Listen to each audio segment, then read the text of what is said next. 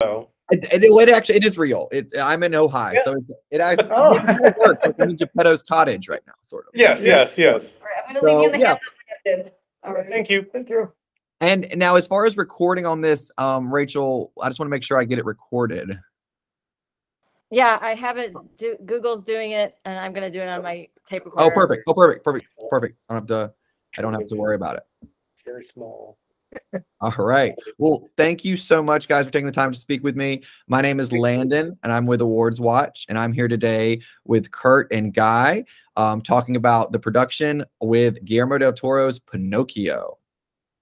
Thank you so much for being with me, guys. I really appreciate you taking the time to speak with me. How are you doing? Yeah, thank you, Landon. Thank you. This is great. Great to be here.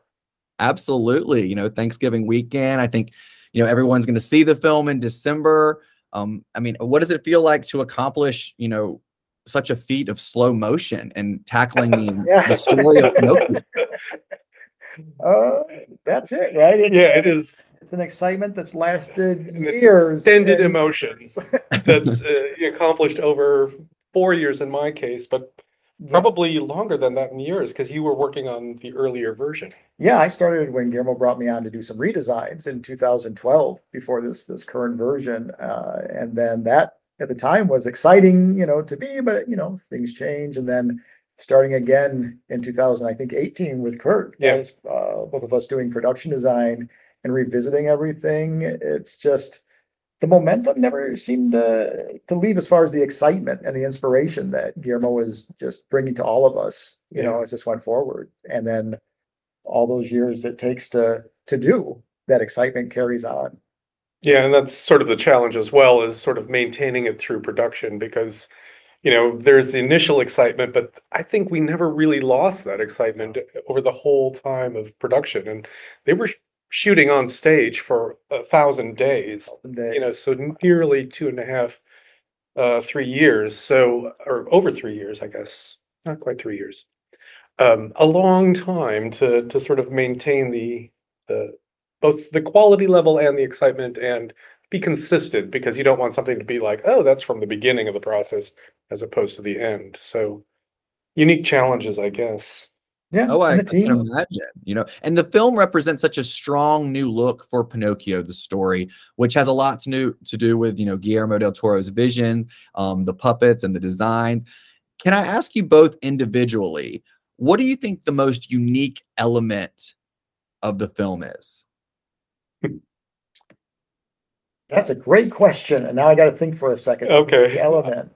Do you have one? I mean, I'll jump in, but I think the unique element is that it is Guillermo del Toro's Pinocchio. It is so distinctly his story that, we are all in service to that vision. And I think if I can talk for Guy, his ability to get Guillermo's vision on paper, and the unique take on the characters, I think that is directly responsible to you. There were things that were from the initial sketches, but there were characters that were added, certainly Death and the wood sprite, and that is, your fingerprints are firmly into that. With Guillermo, I mean, I've collaborated with Guillermo on other productions, Crimson Peak, Shape of Water and stuff.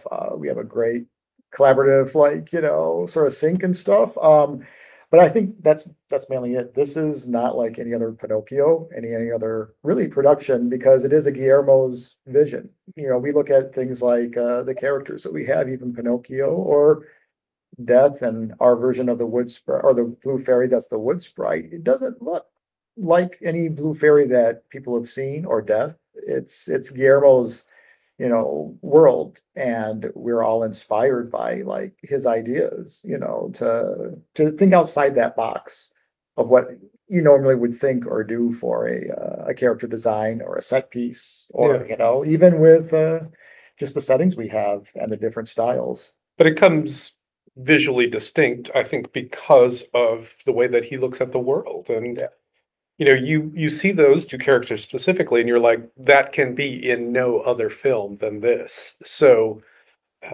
I think that's the exciting bit. It's definitely identifiable and unique. And as the tagline was going, it's a story you think you know, but this is a different version of that story, and it can't be more different on a lot of levels. And I think that, it's something I'm really proud of and happy with the result. Totally. Yeah, and I think most people are in screenings. People have loved it. Critics are raving. Now, Guy, I know you've worked with Guillermo before on Shape of Water and other projects. What was different this time? In our collaborative ways, it's exactly the same. We talk, we go back and forth on sketches, I get instructions and stuff. I always say that with this, though, it's like you're creating everything from scratch. It's not just, saying, well, here's an actor and here's a set. What can we have real world that we're dressing up in live action? We still had that same attention to detail and that same process that we would for live action. But now it's like we needed to design our cast of characters, from scratch. And if we have a tree, the tree has to be stylized in a way that matches the cast of characters and the environment. So it's world building on a level that is complete, in a way that nothing is a given, really. Every single bit had to be not just built, but designed to fit in with the other bits, like glass on a table, a leaf. It couldn't just be like a ready-made prop that you could redress. It was always like something unique. But to me, that was great because it's another level that just brought it into its own reality of something that was it's entirely Pinocchio's world. Definitely. Yeah. Now, speaking of the main character, Pinocchio, I know a lot of inspiration for the character came from a book design, Gris Scrimley's book design. Now, why did you guys feel like, or Guillermo feel like that would be a good fit for this version? I can't speak for Guillermo. I mean, he's talked about that it is basically, I think, the fact that what's the term he used? For Gris's version was like not about obedience, like Pinocchio is. It's about the tone. Yes, it's more about like flips the story on its side. Yeah. So, and I think it's that he gravitated to. And again, not to speak for him, but also it was a sort of unique visual in a way that is appealing and sets it apart from the other product. But I think when you guys went into redesign, it is now much more of a Guillermo look on that. Yeah, because we toned down a lot of what was a little too stylized, cartoony, and made it more grounded, just to keep it away from feeling whimsical, less abstract, more of a caricature. And the details, Guillermo is amazing because, he's hands on every part of the process, not just the concept, but as it goes through fabrication and production, and adding the details, like the one side of the head being more finished than the other side, it made him his own character. So can you guys talk a little bit more about Pinocchio's construction and the evolution of Pinocchio? I think that's probably falling under more of my duties, and that is taking the artwork and developing it into 3 dimensions. And so we worked with a team both in Portland and in the UK, McKinnon Saunders, and they've built puppets for a number of pretty high-profile films going back as far as Mars Attacks. And so, first they'll sculpt a maquette, a 3-dimensional representation that's a static figure that tries to capture the character. And once that is approved, then those same shapes, ideally, are resculpted in more neutral positions that can be used to actually generate and manufacture the puppet. Because you'll generate molds for any pieces that have to be repeatable. You'll then pass those molds off to somebody who will build the armature, which is akin to the skeleton. It's the bits that have the joints in the proper places so that the knees bend in the right place and their elbow is going to move in the correct place. Part of what we had to deal with on this was that as a character design, the joints are actually integral to what it looks like. And so then we ended up working with digital modelers. There were quite a lot of pieces that were 3D printed on this one out of metal for durability, which was a bit innovative. And so the look of those was taken again from the initial sketches that you did, and from this maquette that we had sculpted just out of clay. And also the replacement heads, which made Pinocchio stand out against the other characters, which were more mechanical, but Right. his expressions were all replacement heads. So it did give the sense that it was a harder wooden substance, you know. Right. I think definitely keeping it as a wooden object was super important, and something we definitely fought through the production. Well, I mean, guys, you've just pulled it off so elegantly, and that's just a testament to your artistry. I mean, stop motion to me, I don't know a lot about it, but it seems like it's the art of problem solving. And I was just wondering if you guys had any unique challenges for this particular project that you'd like to kind of talk about.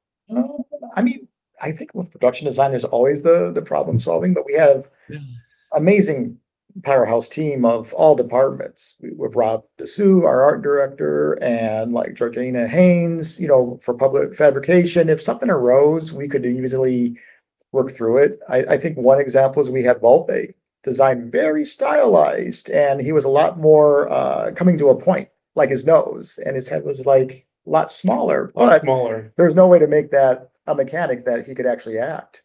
So right, instead of a replacement face on him, he had a mechanical face, and so there were paddles underneath the skin that would move the silicone around, and there is a physical limitation as to how small you can make those joints and have them hold up to the rigors of animation. And so we were, trying to squeak the size of the head up while not losing and we would send it back and forth and say, can we go as big as this and still have it be the character that you designed? That was definitely that's a problem solving thing that was a challenge. But that happens on many things routinely, because you have the artwork and that is sort of the idealized version of what you're aiming for. Mm-hmm. And, my team, I think in Portland, we were really just, that is our Bible. That is our grail that we're searching for, and we wanted to honor the lines that were put on the paper. And so, it's that problem solving for all of us, though. It was never sort of like, oh, this, fabrication has a problem. What do we do? It's like, oh, we go to talk about it. We discuss as a team. We're like, what do you need to change on this head to make it work? Let's go back and see what we can do design wise. We would pass things back and forth to you as well when we were like, this is really an issue. So even though I say like production design is problem solving, we all as a team from every department were solving problems, and really smoothly, I think. Anything was a major problem like that needed to be. There were no problems. Yeah, but the attention to detail is just immaculate. You can really see that in the hands and the eyes. And I know that was probably very difficult to pull off. But what was the most enjoyable or maybe interesting part of working on this project for you both? Guy, we'll start with you. Most enjoyable part.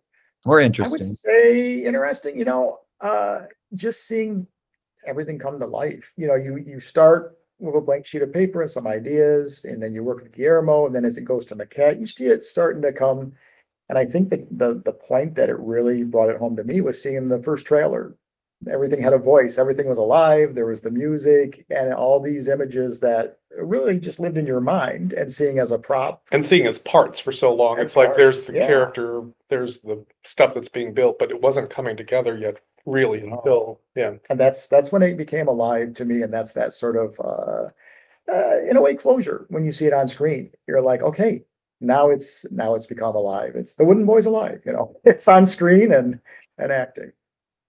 Absolutely. I think for me, we sort of have four different distinct worlds, in that we have Geppetto's world, and that's actually in two time periods. And then we have the world of the carnival, which has a slightly different shape and color language, although it still wants to mesh with the rest of the world.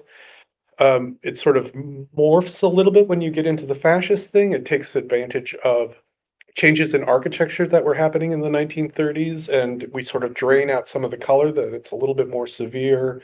Color is very important to Guillermo, certainly, and he gave us very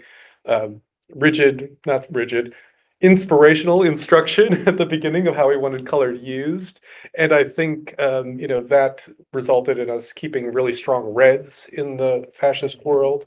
as sort of a sense of danger, as well as draining out the rest of the color. And then we have the stuff that's uniquely Guillermo's invention, and that is the world of the underworld. And you know, the variations on that, and you know, it definitely feels like his type of a film, and Guy's work on that is so distinctive. And I think, you know, making sure that all of those things were separate but also hung together, that was, you know, the challenge for me, and the most rewarding bit, because I think it really does. You don't think of them as separate worlds. They seem just exactly what you need. You know, we're making choices that ideally kind of go unnoticed, you know, in supporting that story and that world, and It feels cohesive. yeah, You don't see a new scene that you're like, well, now am I watching a different movie? You know, it Mhm. feels like, right. you know, the underworld matches as much as the town or the carnival because they feel part of the same universe. Yeah. And that's just again a testament to you guys' artistry, being able to mesh those worlds together so seamlessly. Thank you. Thank you. I mean, absolutely. Now, as far as your friends and family, have they seen the film yet, and what was their reaction? Yeah, a few like, you know, coworkers and friends have seen it, and you know, I love hearing their reaction that, you know, when they're like, yes, I loved it and it made me cry. And to me, that's that emotional connection, because it made me cry too. So, you know, when you can lose, I think we were talking about that earlier, when you work on something for so long, but then you see it on screen. I was not lost in looking at details. Oh, I remember when this was done, or I remember how this was solved. I was lost in the film. And I just was like watching it like the rest of the audience, you know, and it was amazing to see. I'm jealous. I'm one of the people that it's like, oh, all right, we had a problem with that. I hope nobody notices. Not that many people have seen it yet, because it isn't in very wide release. And, you know, I think once it's out in the world on Netflix, that will sort of get a little bit more commentary. I think I'm still in the sort of bubble of friends who've either worked on the film or are just going to say nice things to me. So, you know, I haven't gotten a lot of sort of actual, not criticism, but an honest opinion that I'd be like, I see what you're coming from. We just gotta watch it a couple more times, I think. So that's and get past the crying and the pain of individual objects that you're like, oh, I remember that was a struggle. So, yeah. Absolutely. And now you've tackled slow motion, you know, stop motion, excuse me. Now, what is next for you all? What is another challenge that you would like to tackle in your careers, or another project that you would like to pursue after Pinocchio? I pass that to you first. Oh, great. Oh, gosh. I mean, for me, it's going to be a difficult thing, because I think, you know, I was interested in finding stories that sort of match the effort that you have to expend. You spend so much time on these things, then if the story is not there and you've wasted 4 years of your life, when you get to the end and you're like, ugh, that's it.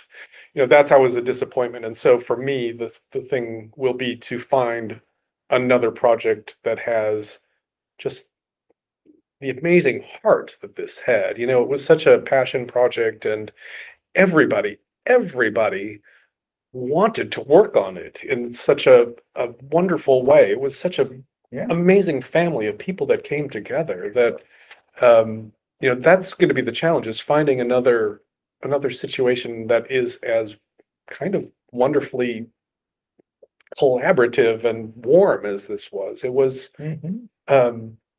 really sort of a high point. So, yeah. And even through the pandemic, I mean, they continued on through the, you know, the darkest start of the pandemic, when everything was as safe as possible. And people still were inspired, you know, with just the love and the focus of the film, and, you know, that they had for it to keep going. So. And that's incredible. It takes a village, you know? Yes. Yeah. Yes. Hundreds of people. Yes, and you've created a wonderful world, and worlds within worlds here, and I can't wait for the world to see it on Netflix in December, or in the theater this month. Ideally in the theater, because seeing it big is pretty amazing. There's just, it's a dense number of pixels there, so see them all. Yeah, I was lucky enough to go to the premiere, and it was just breathtaking. I mean, watching Thank it, you. it's transcendent. You are sucked into that world. And it's just like you're in it, and that's all you can concentrate on. You don't think about your phone, you don't think about your outside world. You think about, all you think about is Pinocchio and Guillermo del Toro's vision. for Pinocchio, and it's so remarkable with everything you Yeah, guys. you start to think of the puppets as actors. I mean, you really Mhm. almost lose yourself in that world to that extent where they're Again, the that's just a real. testament to your artistry, like the details with the hands and the eyes and the heads, like you said, to differentiate Pinocchio from the other characters. I mean, it's just truly incredible, guys, and I can't wait to see what's next for you all. Thank you. Thank you Thank so you. much. Absolutely. Thank you so much for taking the time to speak with me. I'm sure I'll see you more again around the award season because this is truly remarkable. And I hope you enjoy the rest of your day and have a wonderful holiday as well. Thank you. You as Thank well. you. Cheers. Yeah. Too. Thanks, Thanks, Landon. Yeah. Thanks so Thanks. much, guys. Mhm. Thank you.